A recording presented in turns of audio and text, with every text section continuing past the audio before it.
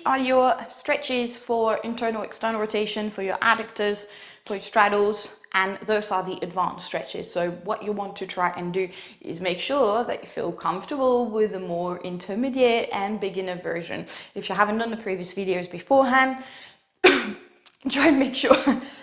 No.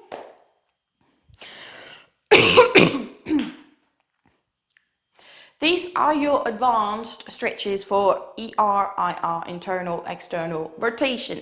Just make sure that you are completely comfortable and confident in practicing these through the first videos, the intermediate and the beginners versions, because we are stepping it up. You obviously can use blocks.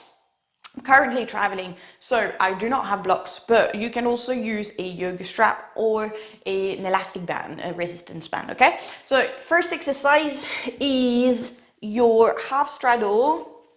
So you can keep the knee bent, but I recommend that you open that knee. So if you are very, very tight, start very gently first. We try and keep this leg grounded and the glute grounded as well.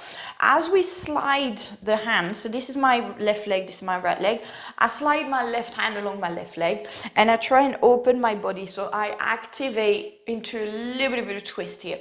You can also start prepping the body by doing a few twists into the opposite side.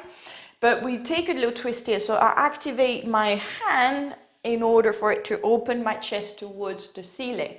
And then I am taking my arm up. This is where we start. We start with trying to do a nice and open stretch here. You should feel the stretch in between your hip and your rib cage here. We're stretching into the lats, we're stretching into the hip, obviously we're stretching the hamstring, but we also stretch the space for your spine, which should be helping as well with your straddle and your front split. It's a very nice back stretch as well. So just open that hand and try and like slow that. So you might just be starting here, but you want to try and focus on keeping your body long with the upper hand and keep on twisting a little bit open, okay? So eventually we try and reach into the foot. Yeah, that's basically what we want to try and do. But you can also use, as you come along in your stretch, your elastic, your resistance, or your yoga strap, which give a little bit more of a pull, yeah? So they help the body pulling.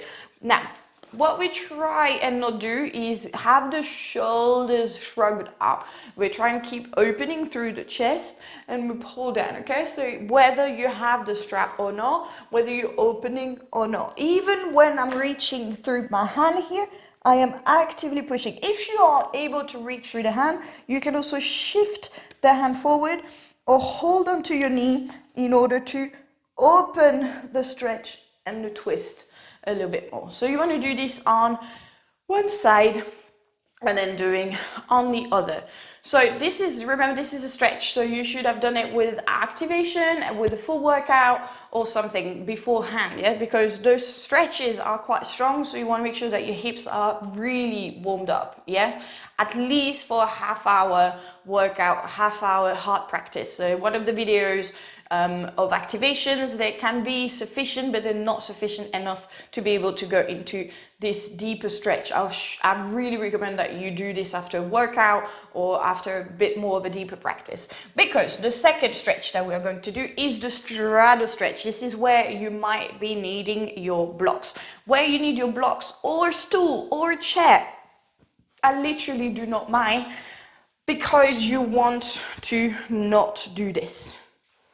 Yes, in a straddle stretch, we want to have the full hip hinge. So we've been speaking about the hip hinge a lot, and this is like very important. Your hips are crushing your thigh as you lower yourself into your straddle. So today I haven't worked out, haven't done anything, so I'm not going to go deep into my straddle when I have done a workout or when I have worked my flexibility and my mobility. I'm able to kind of like calm down fully. Okay, what we want to try and do is obviously keep the toes open. This is one of a bit of nemesis myself, because I was born with my legs internally rotated. So for me, externally rotating the legs can be a challenge. We want to try and keep the chest open. So rather than be rounded, always think about chest open, making yourself long, reaching forward. A more active way to do this stretch is also to extend the hands and hold the stretch as low as you can into this active flexibility.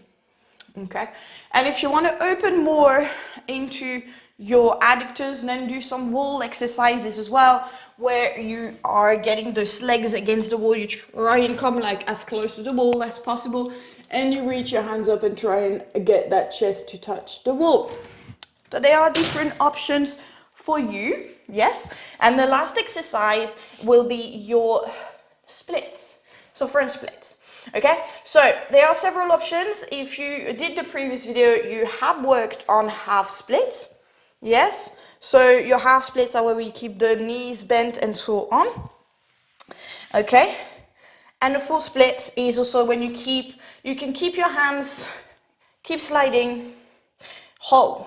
Okay, that's one option.